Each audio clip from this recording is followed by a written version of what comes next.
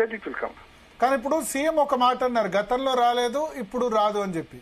So గతానికి 2014-19లో ఫిరాయింపులు జరిగినప్పుడు అప్పటికి ఇప్పటికి తేడా ఏముంది, మౌలికమైన తేడా?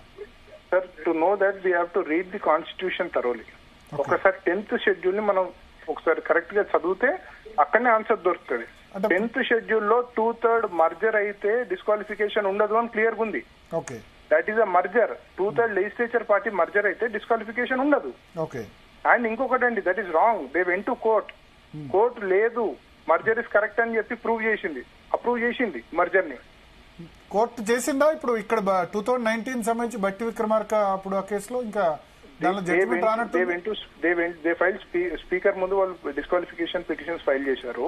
ఫైల్ చేసిన తర్వాత మర్జన్ బులెటిన్ ని రిలీజ్ చేశారు. And if I'm not wrong, they also challenge that bulletin which was pending. And అక్కడ ఇది మర్జర్ అయిందని అన్నారు. దాని తర్వాత I'm not sure about the decision, but దీంతో ఇది ఇష్యూ డీల్ అయిందండి. ఇది అయితే ఒకటి, ఇప్పుడు వాళ్ళు అనేది ఏంటంటే మర్జర్ అన్నది ఒక్కసారి 10 మంది పోవాలి, అట్లా కాకుండా విడతల వారిగా పోయినారు. ఒకళ్ళిద్దరు ఆ పోయిన వెంటనే కంప్లైంట్ చేసినప్పుడు పరిగణలోకి తీసుకోకుండా then it is for them to come to the court. why did they not come to the court then? Okay. So ఇక్కడ ఇప్పుడు మీకు ఏదైనా ఇంజస్టిస్ జరిగితే మీరు కోర్టుకి వెళ్తారా, లేకపోతే కోర్టుకి వెళ్లకుండా ఇది తప్పు అని వాళ్ళు 10 సార్లు అంటారు? సరే, అది ఇంకొకటి సార్. అప్పుడు సరే గతంలో జరిగింది అని అంటున్నారు కదా.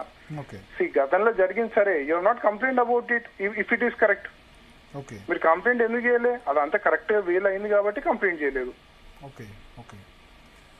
గతంలో తప్పు జరిగింది, నేను కూడా తప్పు చేస్తానడం ఇట్ ఇస్ నాట్ కరెక్ట్. మీ ఉద్దేశంలో స్పీకర్ కు గడువు విధించే అధికారం అయితే ఉంది మీ ఆర్గ్యుమెంట్స్ ప్రకారం సుప్రీంకోర్టుకి? 100% ఉందండి. సో రీజనబుల్ టైం అంటే ఎంత సార్? రీజనబుల్ టైం అంటే ఎంత? అది కూడా డిఫైన్ చేశారు కేశం జడ్జిమెంట్ లో.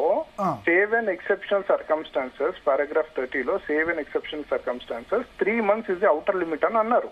Okay. What is this Keisham case? Uttar Pradesh సంబంధించిన కేసు కదా? కేశం కదండి, కేశం మణిపూర్. కేశం మణిపూర్. ఓకే. మణిపూర్ కేసులో ఏం చెప్పింది ఎగ్జాక్ట్ గా సుప్రీంకోర్టు? ఇదే పారా 30 లో సేవ్ అండ్ ఎక్సెప్షనల్ సర్కమ్స్టాన్సెస్ 3 నెలల లోపల డిస్క్వాలిఫికేషన్ పిటిషన్ ఫైల్ అయిన 3 నెలల లోపల డిసైడ్ చేయాలని అన్నారు. 3 నెలల లోపల కోర్టు మన స్పీకర్ నిర్ణయం తీసుకోవాలి.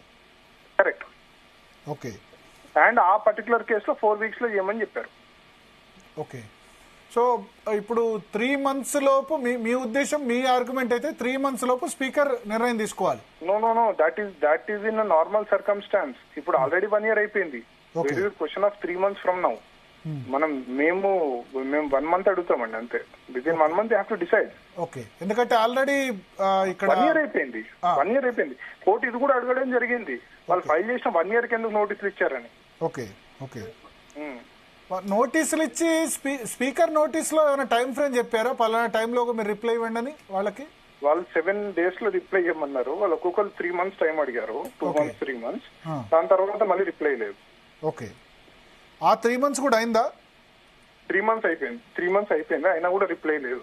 ఓకే. సో ఇప్పుడు మీ ఉద్దేశంలో ఆ రీజనబుల్ టైం 3 months కూడా అయిపోయింది. దాదాపు ఇప్పుడు ఈ 10 మంది విషయంలో 1 year అయిపోయింది కాబట్టి 1 month టైం లోపు 1 month లోపు తీసుకోవాలని మీరు అడుగుతారు. స్పీకర్ నిర్ణయం తీసుకోవాలి. సింపుల్ అండి. వాళ్ళు అడ్మిట్ చేస్తున్నారు 18th March disqualification petition file అయిందని. Why did you give notice in January 2025? Okay. So ఒకవేళ స్పీకర్ డిలిజెంట్ అయితే కరెక్ట్ ఇచ్చేటట్టయితే 1 year ఎందుకు అయ్యారు? ఓకే. ఇక్కడ కోమటిరెడ్డి సంపత్ వీళ్ళిద్దరి డిస్క్వాలిఫికేషన్ వ్యవహారం